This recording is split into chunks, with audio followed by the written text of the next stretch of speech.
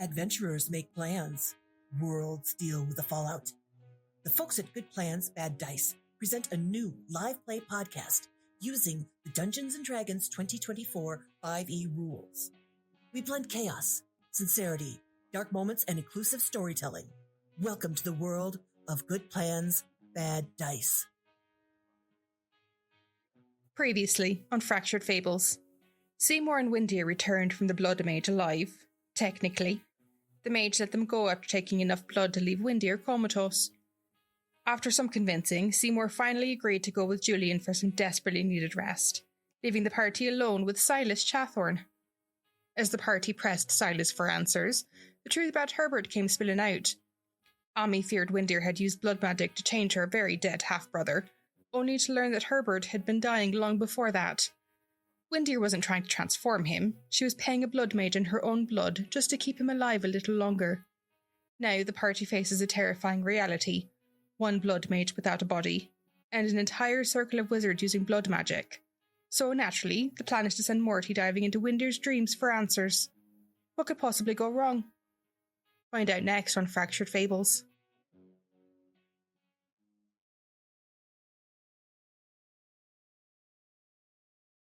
Siddy, you were able to hear someone say they had a delivery for Obsidian Schmidt. It was not quiet. Oh, hi there. You're looking for me? Yeah. Are you one Obsidian Schmidt? I've got a delivery here for you. We've got some flowers and a box. I'm not sure what's in the box, but it's for you. Do you know who it's from? Is there a card? I believe there would be a card in the flowers and on the box. It's not my place to look, just my place to deliver. That's what we do. And deliveries are us. We deliver what we're told to deliver. We just make sure they're not bombs. If they're bombs, we don't deliver bombs. So please don't ask us to. That happened once and it was an incident. Oh dear. Well, thank you. Do I tip you or? Nope. Already been taken care of. I'm just happy that you got your delivery, and I'm going to assume you're not lying, because if you're not Obsidian Schmidt, this will explode on you. Not in the bomb way, but it won't work. Oh, okay. She's just thinking of any time that any other delivery had potentially exploded on her.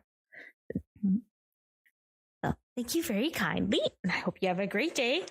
And all right. As soon as the door closes, like, Charlie, do you know detect magic? Let me look at my sheet. Because I don't remember myself. 1 second.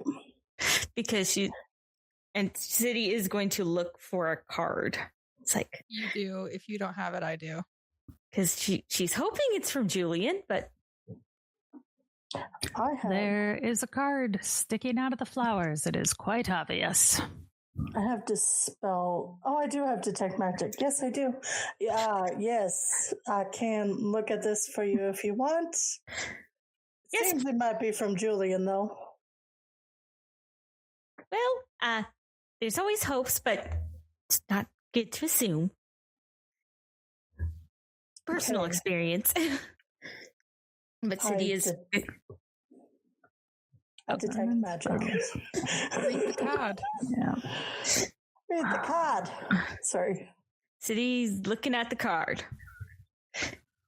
Oh, 1 second. I gotta look something else up now, so... The card is enchanted.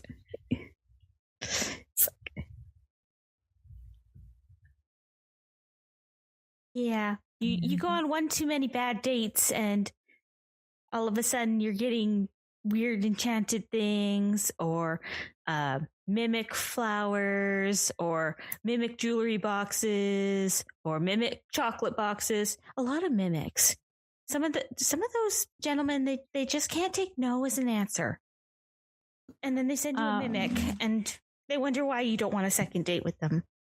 I think I need to vet your dates for you. Jesus. What is happening? I think all of us need to start vetting these dates from here on out. My goodness. Seriously. I don't know what type of magic it would be, but there's magic coming from the box. I can tell you that much. I don't know what type of magic this is because detect magic tells you what type of magic it is. I don't know what type of magic is coming off of this, but there's something magical in that box. I mean, would I be able to see kind of like the shape of it or something? You know what I mean? Like, if I detect the magic, I don't know. You know does that make sense? This box is around 4 inches by maybe 4 inches, and it is about 5 feet tall. 5 feet tall? Sorry. I think you should just open it. There's magic, but just open it. Are you reading the card first, by the way? Yes. Okay. He always told her to read the card first. I mean, it is the polite thing to do, and make sure you always send a thank you card. The card just says, saw these and thought of you, Julian, and just the flowers. That's all it says on the flowers. The box has no card, no nothing, no information on it. It looks very different than the flowers. The flowers are a very nice bouquet of flowers that you get at like a farmer's market. They look like they're from someone's little farm. They're probably sunflowers and roses and lilies and baby's breath and shit like that. Just, you know what I mean? Like it's a freaking bouquet you'd get at the farmer's market. It's very nice. It's wrapped in paper like they do at farmers markets and stuff. It's got a little twine bow on it. You would probably, Charlie, there is no magic coming off the flowers. They are normal flowers. You have no idea why the guy said they might explode. They're just regular old flowers. The box, however, does have magic. Oh, the flowers are from Julian. Charlie, do you have a vase I could borrow? I can get one of those for you. I'll just bring one out. Give me just a second. I'll be right there with it. I'll even put some water in it for you. Big vase, little vase, fat vase, skinny vase. What are you looking for? Big vase. Looks like they're sunflowers, so that would... Siddy's kind of smiling. It's like, oh, and Squishy's avoiding it. I'm guessing the package is also from him. They came at the same time. This is Siddy's logic.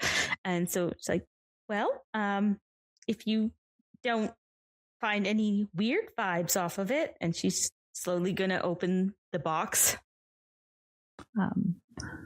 Do you put the box down flat or leave it standing up? I'm just curious as you open it, because it is quite tall. She's going to lay it flat. All right. You open it, and it is just like a white box that you're able to kind of like pop the, like slides apart. And there's a little itty bitty, like folded, like a little card holder, the little tiny ones. There's one of those in there. A little card. Always read the card. Okay. Card just says, thought this might come in handy. And it's not signed by anyone.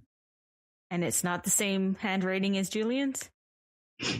No, this is very generic looking handwriting. That's suspicious for Siddy, just because of all the mimics. It's like Siddy trusts nothing now at this point in life. Well, when it comes to presents, yeah. So she carefully opens the rest of the box. Inside is a staff. Ooh. Are they sure it's for me? Staff is more Charlie thing, right? But she picks it up and is looking it over and it's like, not. It's very pretty. It is very pretty. What would be so I don't want this to be necessarily what it's always described as. What would be a staff that Siddy would find pretty? It's going to be a wooden staff, I should add, but it would look pretty to Siddy. It's definitely rowan wood. It's kind of got like a spiral up in the end that curls at the top. I think it would have like silver like inlays on it. And probably obsidian, because for her name's sake, so it's very protective, but then also moonstone and amethyst. So it's kind of it's inlaid with these little slivers of the different stones all the way down. Perfect. That's very beautiful. And that is exactly what it looks like. As Siddy, you have received a magic item. I will send you the specific details of what your item does, as I have done this to everyone else, and let them decide when they do or don't want to share what they got. But you have received a staff, and I did just send you what it does. It does require attunement. So while you hang out, you'll be able to attune to it, so on and so forth. But a staff has arrived. You have no idea who it's from. Well, it's not a mimic, so that's nice. As far as you're aware, no. It seems just like a staff, and you can tell that it is magic. Oh, Charlie, you would probably know better than I would, because has Morty ever popped into your dreams? I don't want to tell tall tales outside of class, but he was nice enough to say thank you yesterday with my dreams, so that was very nice of him. No, I didn't know he could do that. Oh dear. Into your dream? Oh dear, I think I might be gossiping about something I shouldn't have. If he gets mad at you, I'm very sorry. I didn't mean to tell you something that he didn't want you to know. But yes, he was able to, for a brief moment, be able to pop in my dream and just thank me. So I don't know, maybe if he is willing, because it's all up to him, if he would like to maybe pop into Windeer's dream and maybe see if we can talk to her that way.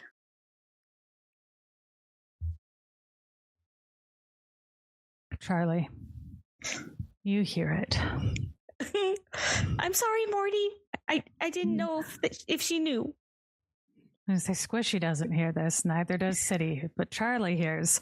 Only Charlie. You hear a door fly open up in the attic. And you just hear very loud, "Oh, I see how it is. Everybody gets to have all of the fun downstairs without me. Just because I like to sleep in and clean up in the morning, you're all wearing those pajamas. I can see half of your butt cracks, just so you're aware. And nobody wants to see that in the morning. At least Ami took time to look presentable. This is a problem you run into. No one cares what they look like anymore. Bunch of heathens." You just see floating down the stairs, because why go through a wall when you float down the stairs, is Morty. Morty looks exactly like Morty always does, but he will let you know that he has spent time caring about himself.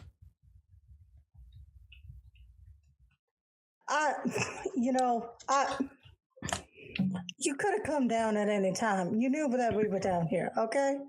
And you said you didn't want to sleep in anymore. Was not invited, Charlie. No. You sent everyone else away. I could hear in my laboratory, Charlie. I have excellent hearing, if nothing else.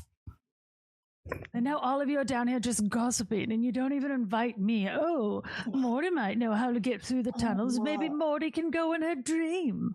What else is Morty going to do? Did we not just talk about how I am not your dog, Charlie?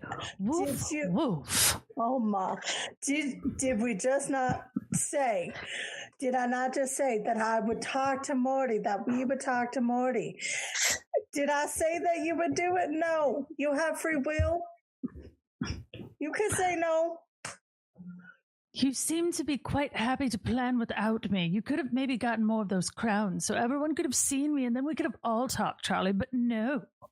Always about Charlie and Charlie's plans. Morty's just a tag-along sidekick.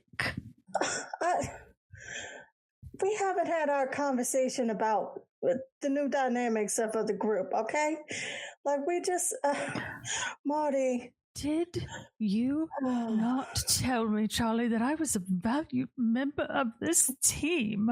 Now you're saying that you all needed to have a conversation without me. How am I a valued member of anything? You could have come down, Morty. You didn't invite me, and you started without me, Charlie. Okay. You all gotta have breakfast. I can't even eat, Charlie. Well, maybe that's why I didn't invite you, because I know you can't eat, because I know you get upset, okay? That's an excuse, and you know it. Don't try and make yourself look better. Yes, it is. It's fully an excuse, because I didn't know that I had to invite you every single time, because you're always around. I'm used to you being around where it's just me and you. Told me it's not just me and you, Charlie. You told me I couldn't sit in on therapy, that I was banned, and now you're having therapy down here, and I was told I'm not allowed. No. This is therapy. This is not. No. You were talking about parents. That's therapy. You talked about your mummies and your daddies. And then you sat there and you talked about all the stuff that you deal with. That's therapy, Charlie. That's what therapy is. You're all traumatized. No. It is therapy, Charlie, and I don't believe you. I had to hang out with the Nothics again, Charlie. No. You heard that there was a plan going on. You heard it. There may be some therapy things, but you heard that there was a plan going on. You could have come there. And now you admit that there was therapy, Charlie. Why are you doing this? Morty. Just think, Charlie. I can't be a valued member of the team if I'm not invited. How come I don't get therapy, Charlie? What about me? Maybe I should start my own ghost therapy group that you're not invited to.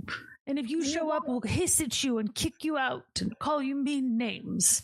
Have I ever done that? And for the record, do you want therapy? Because fine, we can find a ghost therapist. That is fine. Well, Charlie, I'm going to be honest. I don't really trust your choice in therapist because it sounds like your last one wasn't great. Okay. Our last one was replaced and murdered in front of us, so we don't even know. Charlie, I'm not talking about that. I'm talking about the fact that you all went for 5 years and you don't even know each other. That's not a good therapist, Charlie.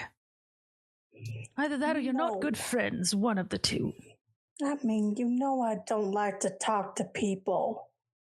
Well, they can hear you talking right now, Charlie. They just can't hear me. So if they think that you're crazy, that's your fault, not mine.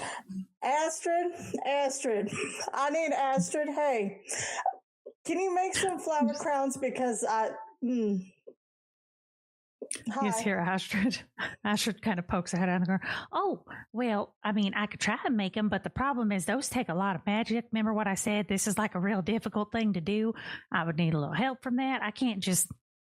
Those don't just happen. That was a lot of effort that I put in. That's why I wanted y'all to really like them. But then everyone just seemed to want to talk to each other and ignore that Morty was in the room and then tell them not to look at buns. I know. Do you know anything about how they can see ghosts besides the flower crowns?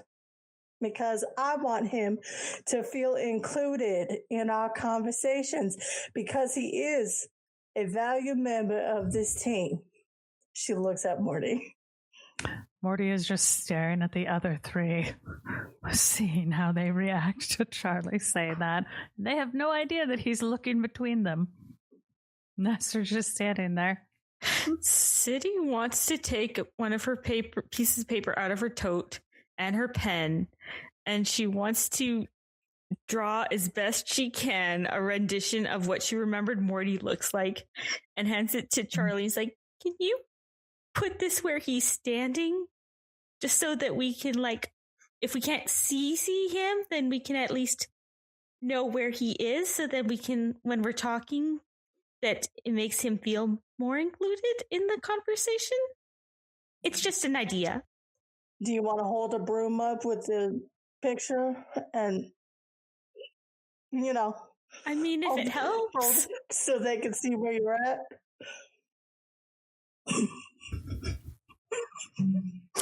Valued member of the team. Oh, yes, Charlie, so valued. I will hold a broom. That's a lovely drawing, by the way. I hope Siddy knows that. She's quite talented. But no, I don't want to hold a broom up for you, Charlie. That's ridiculous.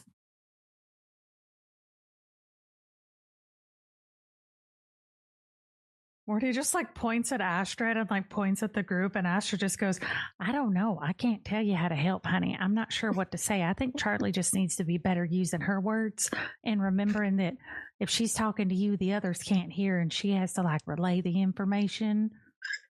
She's not good at that yet. New skill she's going to have to learn. See, I gotta learn that skill. All right. Well, start learning it, Charlie. I don't have all of my afterlife for you to not figure it out.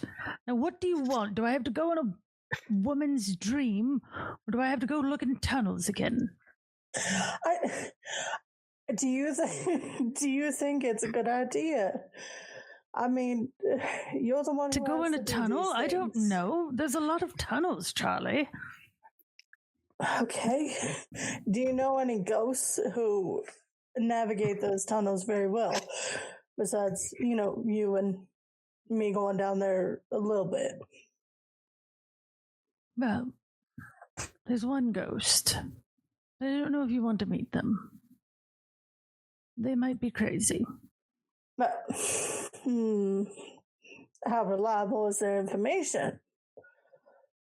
Well, it depends on how angry they are in the moment. I don't know if I like the sound of that, but also, how do you know them? Do I know them? No. You said I haven't met them, so. I mean, I hope you haven't met them. I would think you would remember them. They're quite unforgettable, Charlie. They have a mouth on them, if you will. I mean, we all got fucking mouths on us. Yes, but sometimes when she gets really mad, she screams really loud. And it hurts your ears. A lot. Okay. I mean, but if you don't want to do this, and if you point us in her direction and she gives us information, then there we go. And I can take Fred and Drick, who I assume are up in the rafters watching. They weren't. And then all of a sudden you just see their heads poke down through like the ceiling and just stabbed out eyes looking at you, just smiling. Hi, Charlie. Did you miss us? You can come up into bed and spoon with us for a little bit, Charlie. Want to get real warm again? Not. No. You know you like it, Charlie. You sleep so much better when we keep you warm. No, you're gonna be god dogs and help me. We might trip you as you walk down the street. Fine. Compromise. Deal. All right. We trip you, we'll guard your dogs. Which one am I guarding? And then one of them like goes and runs up to like Siddy. Another runs up to Ami. Are we getting these two or are we getting this one over here? Ooh, that one's spicy. She got a lot of knives on her. But we can guard her too if you want. Roof. No, you're gonna guard all of us. We're gonna go as a group together, okay? Not right now. You can go back to spooning yourselves, all right? We're just going to sit up here and look at you. And then they just go up in the rafters and just kind of stare down at everyone. Okay, so Morty, does that make you feel better about that? That you decided that the Nautics are also your god dogs? I don't know what you want from me, Charlie. No, you are not a god dog. You are a valued member of this team. Charlie, what's Someone happening? please I help can only me. hear your side of the conversation. Is Morty upset? Morty is very upset. All right. What can we do to help Morty? Are you looking at Morty? Like, do I have somewhere that my eyes can go? Probably. I probably would be looking at Morty when talking. Okay. Hold up the drawing. I will hold up the drawing. Oh, that's a lovely drawing. It looks quite nice. I like it. And yet you don't want to use it on a broom. All right. What? Focus. Did you just hear yourself, Charlie? How rude is that? Charlie, I want you to tell her that you could stop suggesting that I hold a drawn picture of me on a broom. You tell her I said that now, Charlie. Can you say it again? Because Trek, you didn't get that. Say it again. Tell her that it is rude that you keep telling me to hold a picture of myself on a broom for them. I don't like that. He says that it's rude that I keep suggesting he hold a picture on a broom. Okay. Well, why would he need the broom? Why couldn't he just hold the picture if he can hold things? Exactly, Charlie. Exactly. Why do I need a broom? To sweep for you? Everett understands. Because I thought it'd be like a body, like a toe, like have to go like this the entire time. Okay. Anyways, it's unimportant.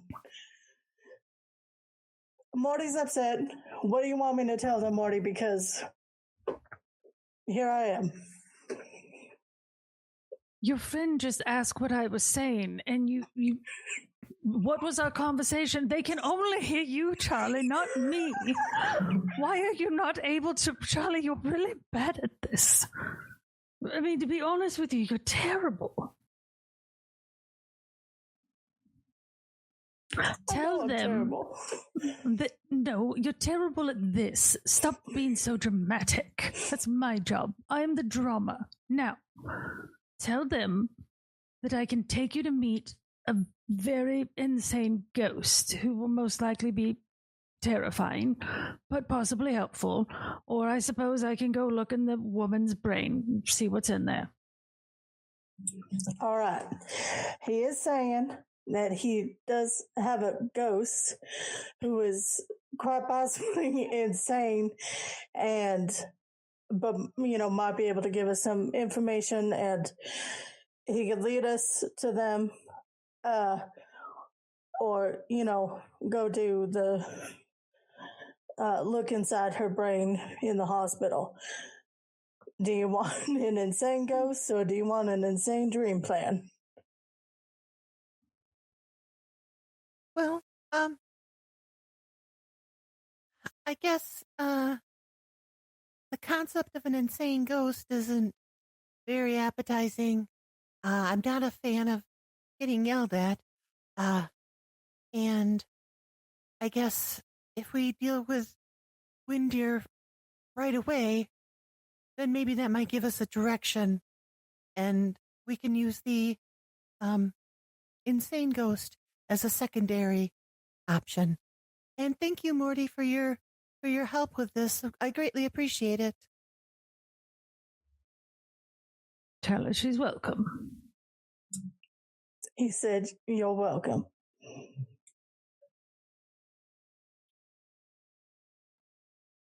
Is that all, Charlie? Was there more else that we need? Did you admit to them that you kind of implied that while you say I'm a valued member of the team, you keep sending me off on missions like I'm your guard dog? Do they know that you had me keep scouting in the castle by myself, all scared, over and over again? And I'm not a dog. I want them to know I'm not a dog. Morty is not Morty is not a dog that I can just send off on scouts by himself. And that is what the Narthex are for now. Is that good? It's fine. Morty, I understand when one feels unappreciated. So just know that we do really appreciate everything that you've done for us thus far, which I'm sure has probably been a lot, more so than we probably even know. So thank you again. And I guess should we go to the hospital?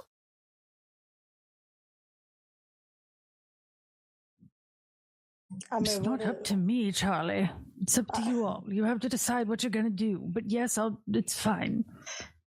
Don't forget, Charlie, there's lots of ghosts in a hospital, so you need to be ready. I know. Thank you. What do you two think? Well, I doubt that a large group would be welcome at the hospital. So I think that Charlie and Morty and probably Army can go. And then why don't Siddy and I stay here and see if we can figure something out about the Redgraves and the Flanders, and you're on the Chathorns. I would also definitely like to say that if it weren't for Morty, I would probably still be wandering around that castle. So I'm very appreciative of him for being a scout and finding me and bringing me back to the group. So thank you very much, Morty. I do really appreciate that. I like her the most out of your friends so far. She's very nice. The others are good too, but I like her the most. She doesn't need to know that, but tell her thank you, and she's welcome. He says, thank you, and you're welcome. Charlie, I know that you've got, if you don't just speak with Morty, you talk to any ghost. I'm concerned that there might be a major influx of ghosts at the hospital. Would there be any way for Astra to maybe help you with that? Like, is there something she could give you, or I don't know, because I know she had the thing where we could hear ghosts, but is there a way that she could do a reverse where you're only specifically hearing one ghost? Well, I'm still right here, honey. I mean, I can answer for you. I didn't go anywhere. I was just standing here trying to be quiet. I brought this nice vase, so I don't know if you like this one or not. And Siddy, she has a very lovely vase that is quite pretty, and it will hold the flowers very nicely. I didn't want to take your flowers and arrange them because I know sometimes people like to arrange their own flowers. I do, but I can keep them alive extra long for you too if you want, so then you just get to stare at them for a while. Thank you, Astrid. I really appreciate that. And that's a very lovely vase. And so she just wants to start arranging the flowers while we're deciding this. Because multitasking. Yep. She'll kind of smile and nod and go like, right. So sadly, I can't just kind of pick and choose does that make sense? It doesn't really work that way. Like, had there been a bunch of other ghosts in here besides Morty when they were wearing the crowns, they would have seen them too. I'd recommend, I don't know, what worked for you last time when you saw a bunch of ghosts and you got all worked up about it or had a hard time. What helped you then? Did you have your friends with you? Did have you all with me, and so I have that locket, except if I do that, I can't see Morty. I think no matter this is important, so it's fine. I'll be fine, and we'll just have to go to the hospital and it'll be okay. Mort, Charlie. Oh, sorry. Nope, go ahead. I was gonna. Charlie, you've got the necklace. Do you have issues taking it off and putting it back on at all? Like, is it a struggle? Because I could be your anchor, and like we could have like a sign or symbol or something like that, a word to like you're like, put it on. Like if you're being inundated, and or however we do that. Well, I gave the necklace to Everett over there because so I can take it on and off. I can't have like in my pocket because that still means like it'll be on my person. So I can't have it on my person, but I can take it on and off. Yes. The thing is I don't want to do that because I do want to be able to see Morty the entire time. So let's just go there and I'll be fine. And I'll let you know if I'm not fine. All right? Charlie, if you're not fine. Oh, sorry. I was going to say, Morty's going to say, Charlie, most ghosts don't want the living walking through them unless they're like a living that they find like a beacon. So you probably did good last time because you had your friends around you and they kept the ghost off you. Yeah. We'll be fine. And Morty, you'll be with me. I can't do anything about the ghost, darling. I am one. I can yell at them. I do that sometimes, and sometimes they listen. I know. I'm quite scary. You are quite scary. Yes. Terrifying. Yes. Is it better if all of us go with you then, Charlie? We don't have to split up. We did just talk about earlier staying together. I was just thinking we probably wouldn't all want to go into Windeer's room, but we can all go to the hospital with you. I mean, maybe that's an idea. And do you want to call the professor and get information? I was also, back to the research part of it. I was also thinking that it seemed like Athena knew the Redgraves based on the conversation. So she could be another resource for them in particular. But I think we should go to the hospital first, and you can make calls along the way. All right. Ooh, so can you, Charlie. You can call your girlfriend. She is so my excited. girlfriend.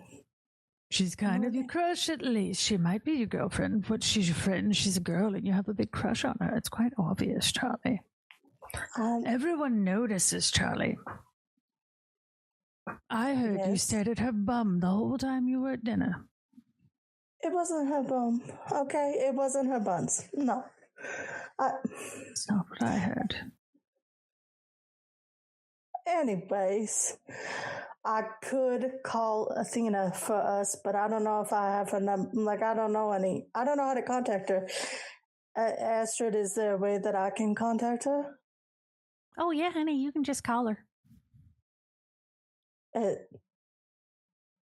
It's in my phone already? I mean, I guess you could use a phone, or you could just act like you're using a phone. You can just talk to her. That's what Everett does with Liam. You just talk. They just hear you.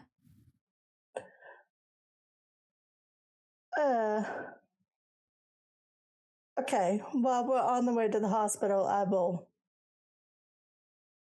talk. Everybody loves talking. It's real nice. So while y'all are gone, you're taking the Nothics with you. So I'm going to clean the place while you're gone.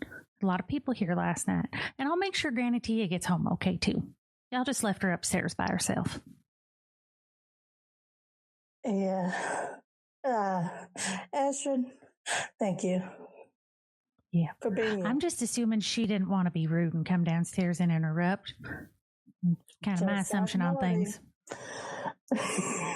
Anyways. I was thinking more like Siddy. They probably just didn't want to be rude. She just thought that maybe y'all were having a private conversation. She's been up there having a nice time. She's reading one of my books. It's a great book. Siddy just blushes because realizing with everything that did go on, she totally forgot about Granny Tia. It's like, oh dear. I think you just hear like holler down the stairs. Oh, don't worry about it. I was quite fine hanging out up here. This is a real good book. I didn't know that they wrote these types of books nowadays. This is something a whole lot different for someone like me to read.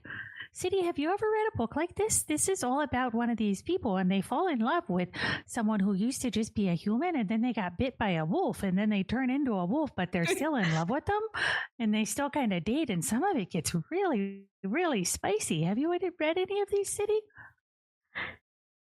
Maybe one or two.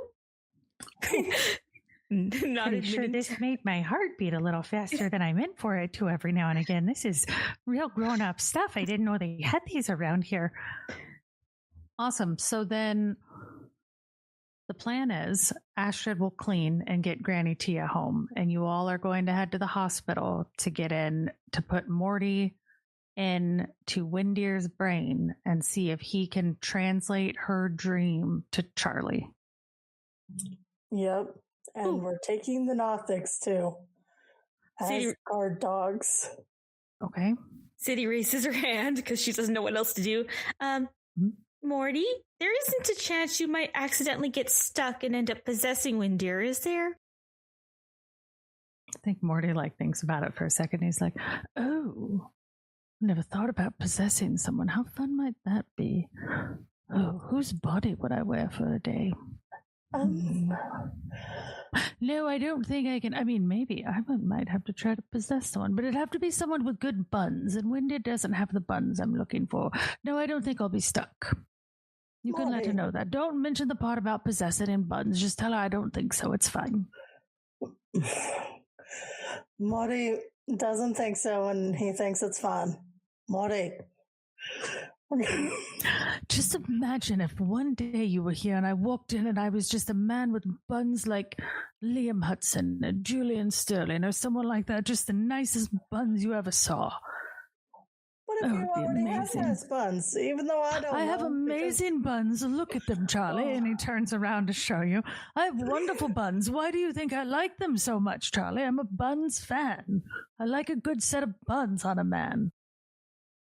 I'm sorry that I don't share this because women. I love women. Okay, there we go. Then you understand loving a good pair of buns on a woman as well. I've seen Athena walk away, and I know you have because I've watched you watch her walk away, Charlie. It's very obvious. All of your friends have too. Look at you. Do me one last favor, and then I'll stop asking questions. Ask all of your friends if they've noticed you noticing Athena. Just ask them real quick. I'm so curious. Okay, I must ask all of you. Have you noticed that I have noticed Athena? Yes, we have eyes. You do seem to be in a better mood when you're with her. And also, you do kind of appreciate her physique.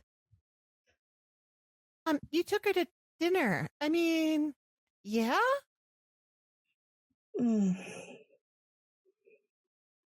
Hi, I am Charlie, and I am gay. I like women. Hello. I'm Everett. I have several personas, all of which are different sexualities. Morty's just clapping. I'm Siddy. I only like a few people, and it's after I really get to know them usually. I'm Ami, and I guess I like Seymour? Yeah, I like Seymour. Perfect. Now that we are talking, finally, after 5 years. That was a long time. Go. I know it's a long time. Also, I'm Astrid.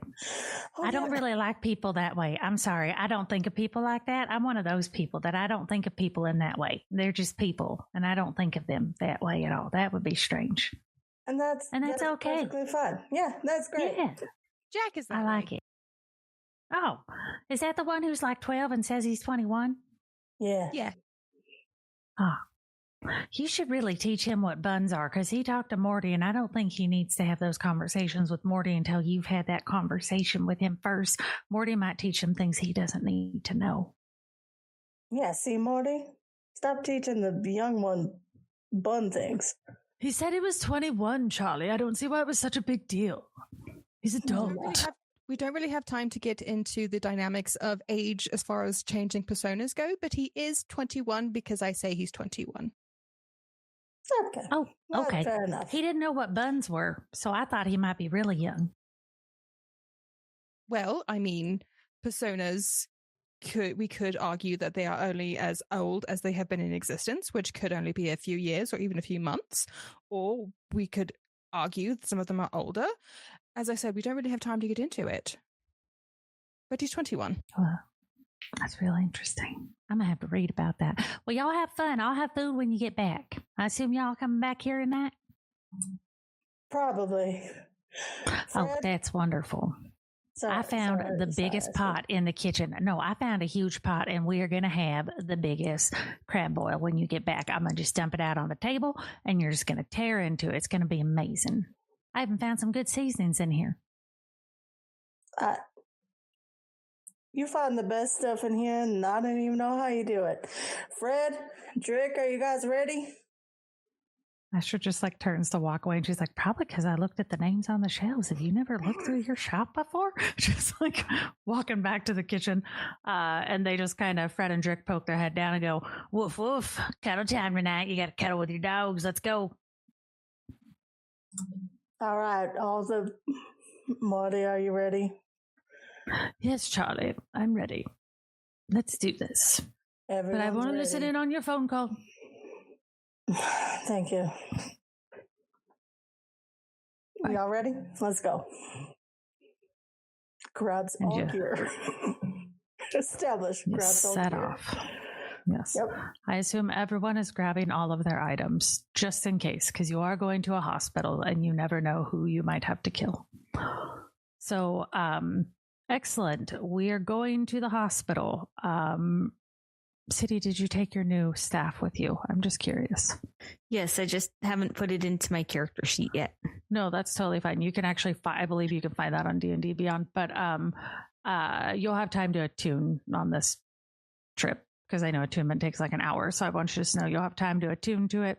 Okay, so marching down the street and or walking, you all know how to get to this hospital. It is the hospital in town and the city. It's the one closest to you. There's more than one hospital. This is the rich people one. It's where they send people with money. So you're not in the bad part of town yet. Maybe one day you will go there, where they don't know where the blood on their clothes came from or how to grow their own vegetables. Maybe one day. There's some calls people are making, some things to discuss. What is that? Please tell me. I'm along for the ride. So Charlie would be talking to Athena in her head about the red graves. And then I think Everett was going to call the professor. So, yes, she would like to call the professor, and she also would just like to ask probably a single question to Liam, but I'll let Charlie go first. I want to ask Ami, or I know what we have going on with Charlie and Everett on the walk there. For Ami and Siddy, are you doing anything on the walk there? Any plans, any thoughts, any hopes, dreams?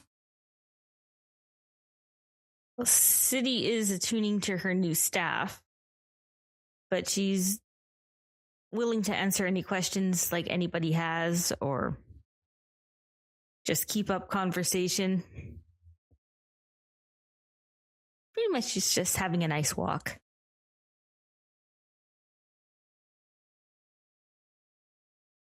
Ami is just being quiet. She's thinking a lot about what she's doing, where they're going, how, just kind of getting herself mentally prepared to deal with this. All right. Then we shall jump over to you, Charlie. You are going to reach out to Athena in your brain. Right? Yep. That is... can I look at my Motorola sending stone first and see if she does have the number? Of course. Do I have the number?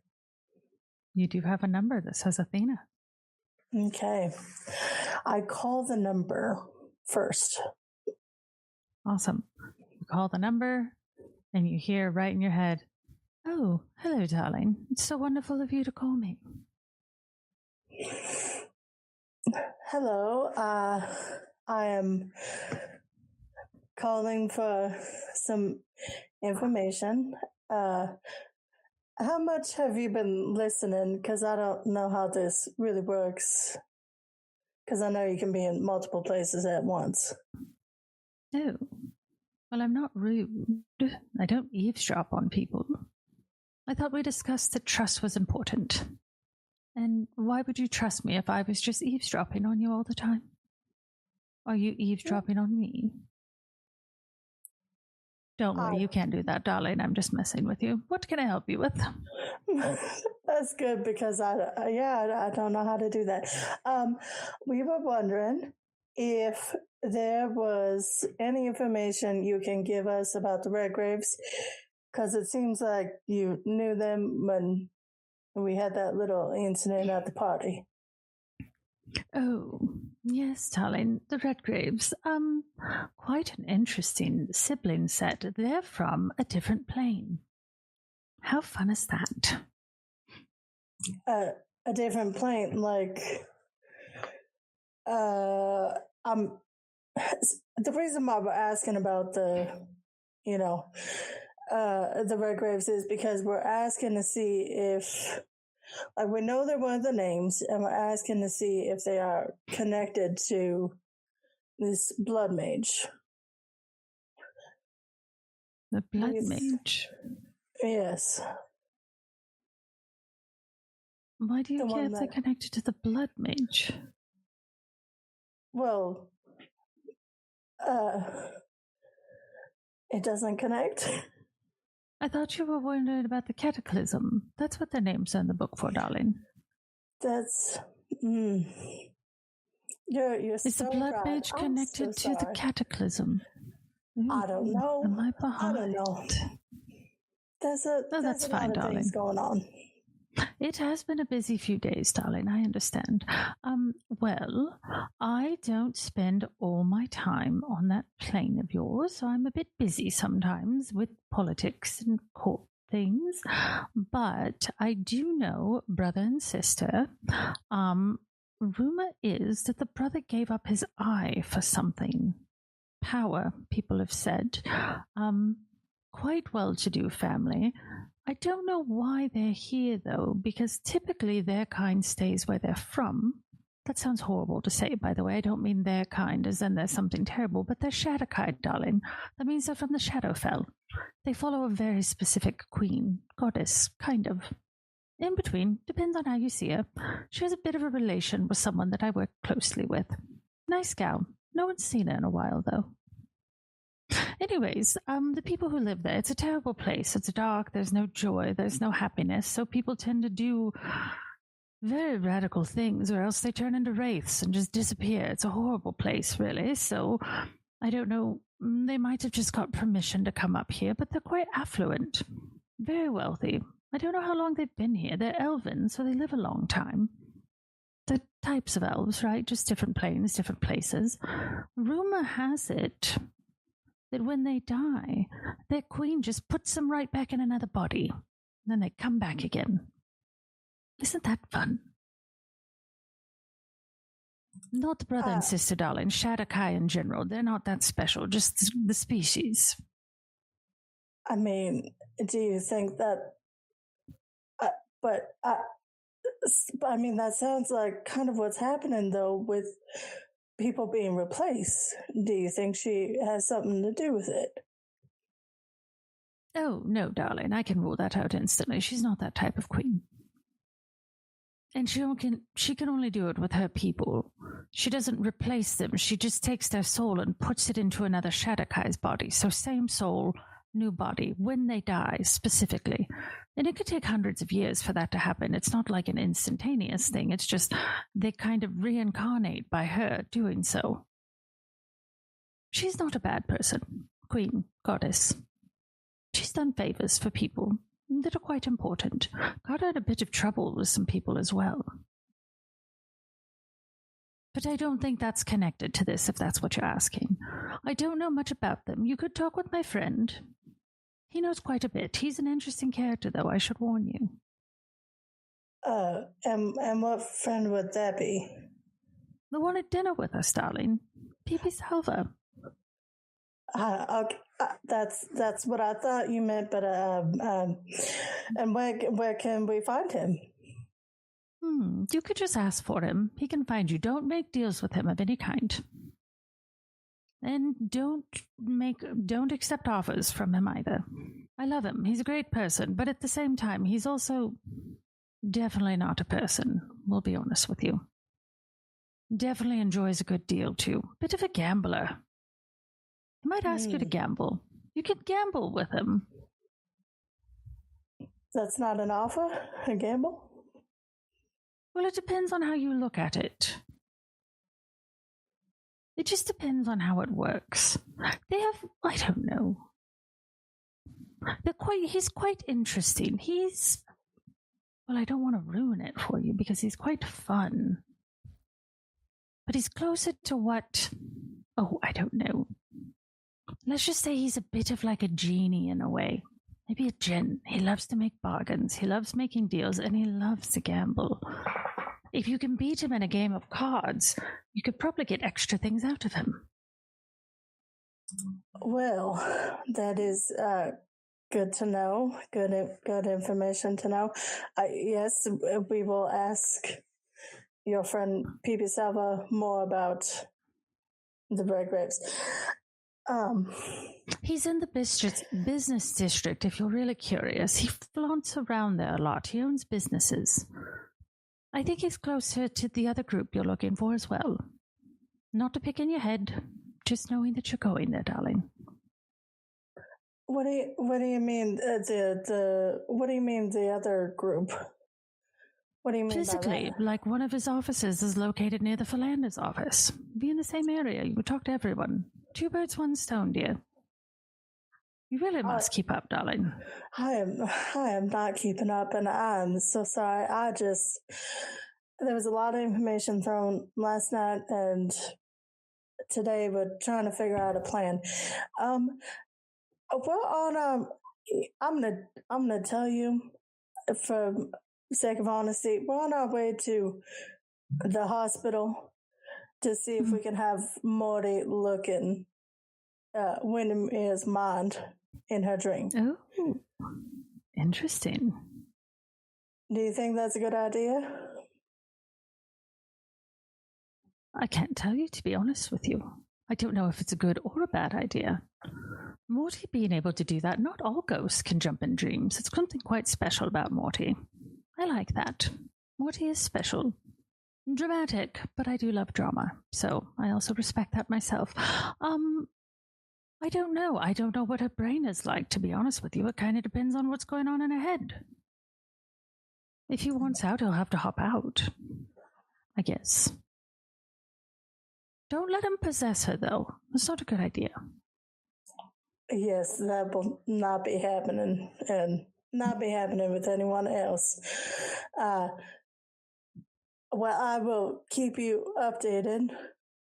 I don't know if there's, if there's any new information that you want to tell me, you can always give me a call, darling. Just kind of pauses. Oh, I don't think what I'm working on right now is that exciting to you. Court politics are a bit of a hiccup, and right now I have a very angry person with me because he might have done a favor that he got in trouble for, and he's quite mad at me right now, so I'm dealing with that. But we'll have to have drinks soon, darling. It will be wonderful. We'll go to my favorite club. It is always a fun time at that club. I do like the music and the dress. Good to talk to you. Lovely speaking with you too. Talk soon, love. And then she just like gives a kiss, cuts connection, and it's just kind of poofed gone. Okay. I on the way to the hospital, I would relay the information about P.B. Salva and how his office is close to the the other ones. The Philanders. Philanders, thank you. Mm-hmm. Yeah. Awesome. Give a little rundown. Love it. And I believe Everett is making some calls as well. Yep. So she will just try and call Professor Leland and see if he will answer, or if he is focused to the exclusion of all else.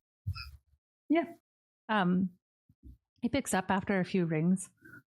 Sounds like someone who hasn't slept in days and is you imagine probably in a very cluttered office. It's yeah. Hello? Yep. This is Leland. That's Shortson. How can I help you? Hello? Hello, Professor Shortson. This is Everett. I just was calling to check in on you and see if you perhaps had any more information from your notes that could be useful. Oh, I know. Yes, I've been looking at them a lot. Lots of new information. There's so much to cover and go over. I think that blood magic is very powerful. And I was thinking that that's why there's certain spots in the city, but I think that they're lower. They've got to be lower because if they're up above, it's just little stuff is off. But when they're down low, I think it's stronger. So I think I need to get lower in the city at these points. I think I need to go lower. And if I go lower, I could probably find what's down there. I just have to get lower. Do you know I can get lower if I do that. Points these are? We actually have a lead on something lower in the city. If you could give us a direction. Oh, yeah, I could show. Didn't I give you a map? It was on the map. I marked the points on the map. There were 5 points on the map, the 5 points, the 5 things. I thought he had it in his stuff, but I don't know if he fully left it with you. There was a map in there, but I can't remember if he, at the bar, I thought at the bar he drew the map in there. He can get you a map. Okay. Just to be safe, because I can't remember, to be honest with you. I know there was a map that he's already mentioned. I know he talked about the points, but I don't think he ever gave us specific pin drops. I thought there was a map, like there was papers and things like in the sweep of 87 items in the bag of holding. So I thought that was one of them, but I might be wrong. I don't think it's a map of where all the spots are, but he'll just kind of still kind of mumbling incoherently and be like, yeah, no map. I'll come by and I'll bring a map with me, and then we can go find the deeper places in there. That sounds like a really good idea. Perfect. I'm so glad I called you then. Is there anything else? No, I've just been looking at the places and trying to figure that out. Did you find the people? The wizards? Yes, actually, I was able to talk to the Philanders last night. Seems I would ascertain that they definitely had something to do with the cataclysm. They seem to God, I'm struggling to think of words. Come into some sort of success very, very, very shortly after the cataclysm happened, as if they happen to know something, sort of insider information. We are looking into some more leads as far as the Red Graves go, and we are actually on our way to talk to Windeer Chathorn. Oh, that's good. That's good. Yeah, no, I think that's good, because when we find out who is involved, then we just have to stop them from maintaining it. We just have to find out where it's located after we get there. Where it is. The plane. Yes. Excellent. Yes, I'll come by tonight, later. I'm just working on a few things. I'll come by though, and we'll look at a map. Perfect. Tonight is lovely. Later tonight is lovely. Okay, later tonight. Map. I can do that. Try to get some sleep. Yep. Sleep. Okay. I'll look at that. I'll look at sleep too. I'll add sleep to the map. All right. I'll talk to you soon with the map. And then he just kind of like hangs up the call, but I don't think he hangs it up in a way that like is a good hang up. It's like when you're dealing with your parent and they think they hang up the phone, but they don't actually hang up for like 45 seconds and you hear them talking to themselves and you're just like, oh my goodness. So I think that's more kind of what you get. He hangs up. It's a little bit late and then eventually it kind of ends. Pardon me, I have to add that to my highlight reel because that was amazing. The map. Oh, the hang-ups. Yeah. Add sleep to the map. Mm-hmm. We've all been that tired, haven't we? Oh, 100%. It was perfection. Okay, then she will, before she relays that information to the group, she will reach out to Liam, and she just has just one question, and she'll just say, I have to ask, if that woman that we met turns out to be my missing persona, knowing everything that we know now and knowing what she wants, do you still want her back? You hear like the longest pause and like Right. I have it. I apologize. I'm in the bit of a important meeting, if you will, and you can like kind of hear noise in the background a little bit, which is weird since you're talking there. And he's like, if I didn't meet her or see her, who you spoke with exactly, I don't know if she could be saved, but I don't think if that is who you were, that it's who you were anymore, if that makes sense at all.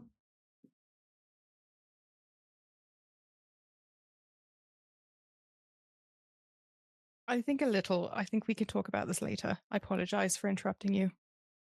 No, you're fine. I just have to deal with some slight repercussions of things that will take a little bit of time, and afterwards I would love to talk about it more, and I promise I will be more available for you.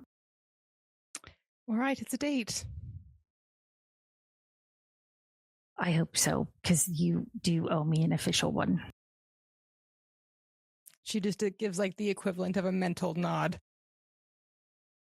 You kind of get the same thing back. Yeah. So perfect. Excellent. Then she will relay to the rest of the group.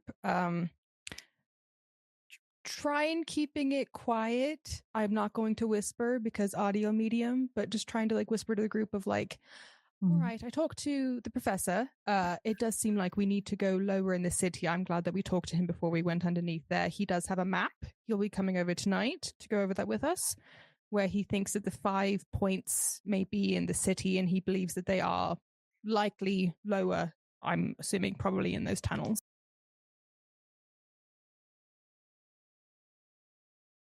Yay! All right. Oh, sorry. All right. All right. I was just waiting for you to do that.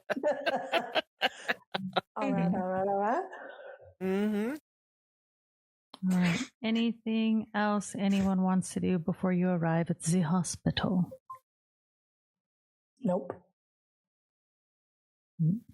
Okay. Then you will all get there. Ami, it is relatively easy for you to get places as you have the name and you are a recognized member of the family. So you are able to go there, and surprisingly enough, it isn't strange for rich nobles in the rich hospital to bring an entourage. As we've all seen, if anyone's ever seen like a royal family go anywhere, there's always 47 of them when they go places for whatever reason. If I had to be around 47 of my family members, I would throw myself off a bridge. So that's just me. But I guess rich nobles like it. So you're able to get yourself through. It's a very nice hospital. It is a rich people hospital. It is very clean. Everyone seems pretty damn happy working here. Charlie, there are a fair amount of ghosts, all different kinds. Some are much more depressing than others, all ages, young to old. There's at least like 1 or 2 very rich old women and like insanely expensive clothes and jewelry, just almost sounding like Morty, being like, "Oh, darling, I can't believe I've been stuck here for the past 30 years. I wouldn't give to just have a nice dirty martini, like a gin one. Oh God, I miss vermouth even." And the other lady's like, "Who would have ever thought that vermouth would be what we would miss when we were dead, darling? Why are we stuck here for so long?" And it's just like you kind of hear them back and forth and stuff like that. There's some clerics going around, like kind of clergy looking clerics that you can tell aren't there, but they're still trying to do kind of the mix between either healing or last rites, or they're a ghost trying to help other ghosts pass on. It's a really strange vibe in there that you see. It doesn't go well because it's almost like you're picking up that their unfinished business is getting everyone else's unfinished business done, and so they're just stuck in this cycle of just here forever. And you see Morty kind of like looking almost down his nose at things and being like, "Oh, always." Always with the snobs. Ugh, they're the worst ghosts, by the way. Most of the time, they won't even notice you because you weren't their friend in life, which means you might not have the right bloodline. It's ridiculous. I agree that people can be ridiculous even after death. I think, they never know what their unfinished business is. You know that. Or some of them are cursed and they just can't go anywhere. There's that too. Boo. Yep. You're right. No, it's fine. I'm not upset about being cursed. I get to hang out with you, and now you're friends who don't see me, but they know I'm here, which is nice. Needless to say, let's go find this woman's brain. All right. Yeah, let's go. Ami, they show you first where the room is. You're led by you don't know if this is a doctor or a maitre d'. There's no way of knowing. That's the only way I can describe it, because it could go either way. They are very, very nicely dressed and very kind of well off looking and to do. And he just walks you down the hall very calmly and is just like, well, Miss Chathorn, so you are aware, your mother is completely comatose, so there's thoughts that people can be heard when you talk to them, so maybe words of encouragement and everything, but we're making sure that she maintains all the important things to keep her going. Besides that, we think it's just really up to her at this point. Okay, thank you very much for that. Yeah, that's probably a really good idea, is for me to, talk with her with words of encouragement. But I'm actually very reserved in when I do that sort of thing. So could I please have some alone time with her to be able to do these words of encouragement? He kind of stares at you like a bit almost aghast and is like, oh, why would we be in the room with you? What a strange thing to do. I was not aware. I do apologize for my error in assumption. I do say, though, that I can tell what an amazing facility you have here, and I do believe that, considering your great stature here, that she will continue to receive the most incredible service and support to her health care. In fact, I would say that based on your stature, that I wouldn't be surprised if she woke up, by the end of the day. He just kind of stares at you again. Oh, sure. It is so positive to have positive thoughts. It's so wonderful to hear your positivity and everything. Right this way, and I'll make sure you get there safely. Just kind of leads you to a room. You go past rooms and rooms, and it takes a little while to walk through. Like, this is a large place. You go up a few floors, and you end up kind of at this door that he does, like, again, is this a doctor or like a maitre d'? And kind of swoops his arm out and kind of bows and is like, your mother's quarters while she stays with us, Miss Chathorn.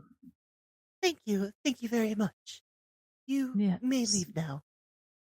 Wonderful. And he just kind of begins to walk away, and you're able to enter the room. It is a very nice room. It is quite large, but not like, it's not like mansion room large or anything, but it is large. It would have like a private restroom to use and little closet and stuff. And there's a bigger than what we see as hospital sized beds. It's closer to like queen size bed or something like that. And she's laying in it.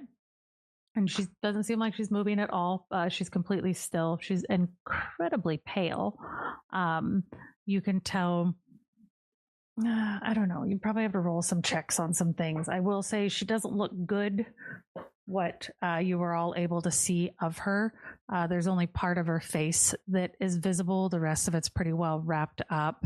Most of her is under blankets, and she's kind of laying there, and it takes a little bit of just kind of staring at her to see that she is in fact breathing. It's very shallow and kind of sparse that she takes breath in or anything like that. But she's just laying there. There's been some flowers kind of set up around her, and there's like a little teddy bear type thing sitting aside, and looks like a couple of cards and stuff, maybe from, you're guessing, like Silas and probably Olivia and some other people, like friends and stuff like that, who've done stuff, but it's not overly crowded with things or anything like that in there. And there's a couple of chairs to sit in and like a little couch, but besides that, it's pretty barren in here. Surprisingly, it looks sterile, which is nice. Siddy probably appreciates that it looks sterile, I hope.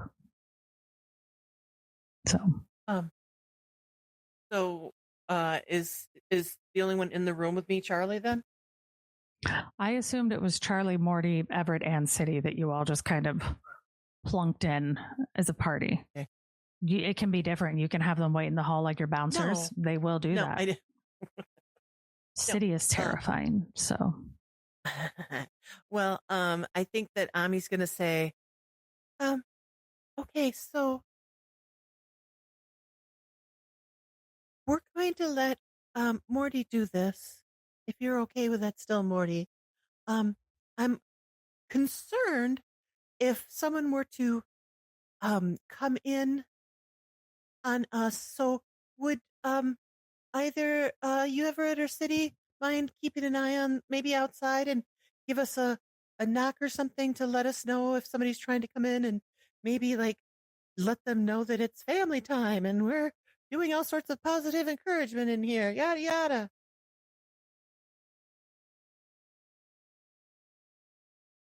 I can totally help with that. Above table, what's Everett's perception rolls? Or what's Everett's modifier for perception? 3. Oh, I got 4, so between the both of us, we can keep an eye on the door.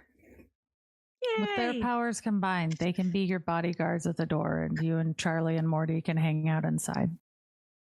Thank you so much. Okay, Charlie, would you mind asking? Well, okay, first of all, okay. Ami's going to walk up right by where Windeer is laying at the head of the bed. She's going to look down at her. She's conflicted, just based on, the old, sores and wounds, I guess, not sores, the old wounds.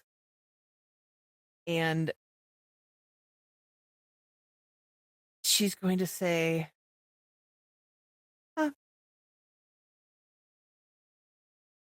what, Mother? I'm sorry that you're in this situation. I would not wish this on anyone, even you, based on our history.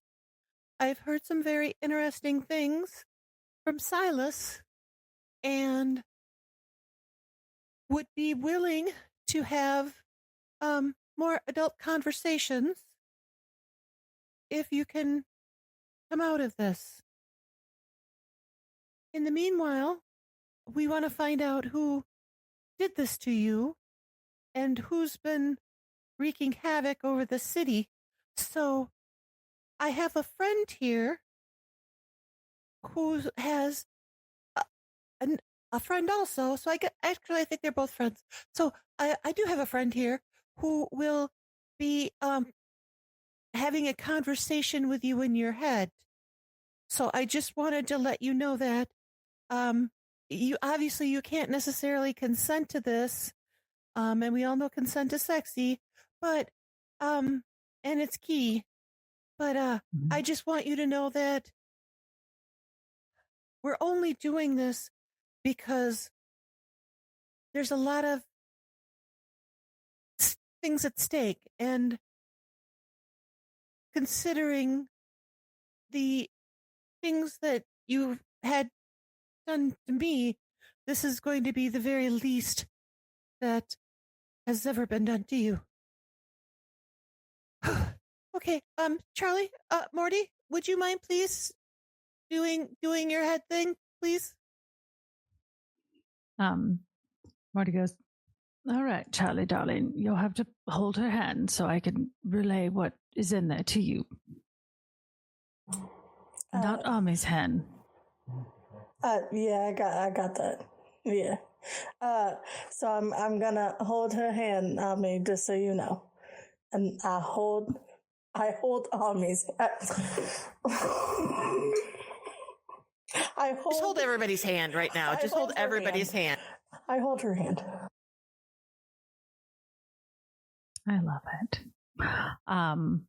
Before we jump into that, for Siddy and Everett, could you both roll me perception, please?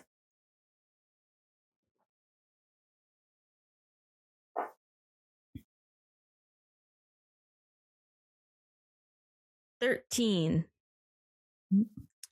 I rolled a 5 total. I don't see shit. Okay.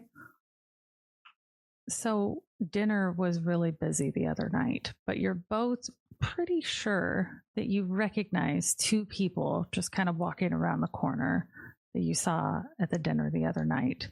Siddy, you're pretty sure that those were the people sitting at the table with Charlie. Everett, that very much probably is those ones who were sitting at the table with Charlie, and it seems really strange that they're at the hospital at the exact same time that y'all are here. Oh dear. Charlie, I think those people that were playing with your head are at the hospital here. Charlie, you, however, do not hear this at all. You hear nothing past this door, because for you, this dream doesn't begin. It seeps in. Kind of starts almost by like going from her hand and up into your arm, and you feel it in your veins. You just feel this dream seeping into you. And at first, once it finally fully goes into you, all you see is red. It's not a violent red, anything like that. It's just a slow, endless, like crimson that just seems to stretch forever in every single direction. It's almost like a sunset that just never fully sets. It's just there every which way you look. The air all around you feels thick and warm, and it just carries this like copper sweet scent all around. But it feels like a familiar scent of blood, but almost at the same time like distant and kind of dulled, like a memory that you just can't really place anywhere. And in front of you, you see a little ways away, but far enough away that like you can, it's not quite there, if that makes sense. Like you're watching fish through a tank, if that makes sense. And you see her, Windeer, she's standing alone. At least for a minute, it seems like she's just standing. And then you notice that like her feet kind of slowly sink into the ground as she's standing there, because what she's standing on isn't dirt, as it kind of gives a little bit and shifts and moves a bit soft and unsteady. You realize that the ground itself has a pulse and is just kind of beating. And you see her look down, and like you could almost see like there's confusion on her face because she can't quite figure out what she's standing on. And as you look at the same time, like you can't make out what the surface in the ground actually is that's down there. And then you hear it. The sound comes. It's a heartbeat, and it's just slow. And you know it's not hers. It's just a slow rhythmic heartbeat that just kind of goes like bump, bump, bump, bump.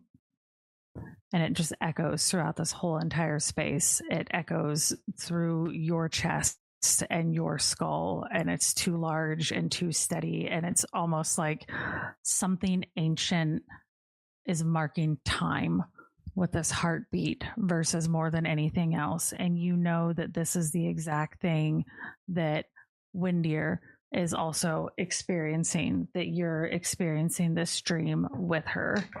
So you see her kind of in front, like with this thing kind of just like beating. You notice that with each pulse, it's like the horizon kind of flickers a little bit, almost like it's in and out, in and out. And you see way in the distance a shape appears, and you can't make out that if it's towers or if it's almost like ribs or maybe even like fingers just like reaching up out of the ground. And you see Windeer trying to move away from it, like to get away from what kind of came out. And you hear kind of spoken out, stay. And just like this voice, just gentle voice. And the voice doesn't come from like any specific direction. It's just from all around you, all around her. But since you're kind of feeling this dream, this voice is calm and it's familiar. And it's the kind of voice that like once felt like safety, and it felt like a place that was a safe haven. And you see her kind of turn around, and you almost turn around with her as you're mirroring this dream. And then you're able to see him, maybe her. You're not quite sure exactly what you can see. There's something that's a memory that is just there. And you can't fully make out exactly what they are because the shape of them never stays in one solid form. It's just ever changing. And you realize when Windeer realized that the blood mage stands right before her in ways that she's trying to remember them, but also not at all. Like they won't fully form. Their outline wavers and kind of edges spins. The edges kind of start bleeding out and around into the air. And it's just almost like she's trying to look at them, and you're doing the same motion where you're turned around and you're seeing the same thing. And you can tell that this figure is looking at her, but also looking at you. But it's like they're looking through both of you at the same time. It's a very weird kind of mirror effect almost happening here. And you hear the voice say, "You're safe here. It's okay. Don't worry." And behind her, you see like the reds start shifting and moving. And now you start seeing a little bit more clearly the ground, the horizon, and the sky. Like all of it is the same thing. It is just this vast, endless, all-consuming body of something that just moves too slowly at first to really make out what it is. And then you realize that it's just veins, just branching veins. And there's like this pulse underneath the surface, just kind of carrying this like darker current through the world. And every time you hear that heartbeat, you can like see these veins kind of like move and start pushing blood through. And you kind of see Windeer like look down at her hands, and like her hands that were once just normal and clean aren't anymore. And you just see that there's red on them. And then it just starts moving like up her arms. And as you look down, you see that there's red on your hands that is beginning to move up your arms kind of faster. You don't know when this change happened or how it happened. And you know in this moment that you're experiencing the same thing that Windeer's experiencing. And you see like the stains start creeping up fingers and wrist, and then it's almost like there's something beneath like your skin that's trying to get to the surface, and both of you in unison like try and wipe them away. And as you do, like they just smear everywhere, and it's almost like as they smear, the blood starts sinking inward, like underneath your skin very quickly, and it just begins to vanish below your flesh. And you hear this heartbeat just growing louder and faster and louder and faster. And you see the mage kind of turn her head slightly, and just you realize that they're watching, but not with any type of concern, just with pure interest. Almost like you're both a problem that they've already solved. And just kind of turns the head and says, "You were perfect. You held so much and you feel these words just like stick. Just kind of like stick to your body. And suddenly, like, you feel Windeer kind of remember a table that was really cold. Like, you have this same memory, you're in the same place, hands that you can't move, and a voice that's just like chanting and is steady and is patient. And there's something being taken from you and something else is being put back. And this dream kind of shudders as you hear Windeer just like let out this blood curdling scream. And in front of you, like, the world just kind of rips open and tears apart just long enough to kind of see like what's behind it. And it's not this big red landscape of veins and blood. It's a room, and there's circles that are carved into the stone, and there are these glass vessels that are filled with this slowly dark like liquid moving, and it's coming out of Windeer's body, and it's still pale and unmoving right in the center of it, and then it's gone.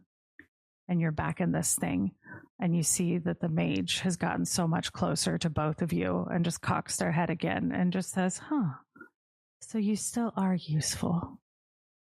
I appreciate that. And the worst part is there's like almost a kindness and like a gentleness in this voice that you hear. And for just a second, the heartbeat stops and there's no sound at all. You've gone into a room with just dead silence, and the silence itself is oppressing, and it just hurts. And you feel it at the same time she does in that silence, that something else notices both of you. And it's not the mage. It is something much deeper, but it's something that has been listening and been following this. And you kind of start seeing like the world tremble and like cracks begin to splinter through it and start fracturing, like a glass window pane that's breaking and slowly cracking in all different directions. And you hear like the mage say, "Oh, don't leave yet. The show's just getting started. You don't want to go anywhere. You wouldn't want to miss this." And then kind of as everything starts breaking apart around you, and it's almost like broken glass falling, like a broken mirror just starts collapsing, and you see what you've seen in these pieces. You hear one last thing, and it's Windeer's voice, and it is very faint and is very fragile. And you just hear her say, "Run." And then you, Ami, see as Charlie is violently slammed backwards off of Windeer's body and smashed into the wall. Charlie, you are smashed into a wall hard. You don't take damage from it, but you have been knocked a little bit dazed for a bit of a second. And you like see in front of you Morty being like, "Oh, Charlie, I couldn't get you out. I don't understand what happened. I went in, I brought you in, I held your hand, and we were in a dream, and then I got thrown, and you were stuck there. I don't know what was going on, darling. I don't know what to do for you. Are you okay?" And Ami, all you could see is Charlie kind of looking like, not to make this light and funny, but I'm thinking like in the Looney Tunes when they have like the birds or the stars going around their head. That's kind of what you see going on with Charlie right now. And as you're kind of seeing this happen for Siddy and Everett, you see a hand reach around the wall on the outside that was just there and leave a perfectly red blood print, handprint sitting right on the wall at the corner. And as it pulls its way past, it almost draws like an arrow that points in the direction that you just saw, what you're pretty sure is the Red Graves walking.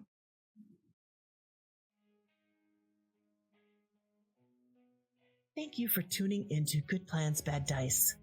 This series stars Sassypants as Ametria, Ami, Bella Chathorn, Mossgrove, Squishy Werewolf as Obsidian, Siddy Schmidt, Trekkie for Life 01 as Charlie Blackwood, Weird Is All I've Got as Everett, and lurkingSam as the Dungeon Master. Good Plans, Bad Dice would like to thank Squishy Werewolf for the artwork. Our music is provided by No Copyright Songs. The track is Help Me, Help You by Shia Maisel and Clarks, and can be found at ncs.io or at their NCS YouTube channel. Thank you again for listening. Be sure to check us out live on Twitch Friday nights at 8 p.m. Central Standard Time or on video on demand after the live broadcast.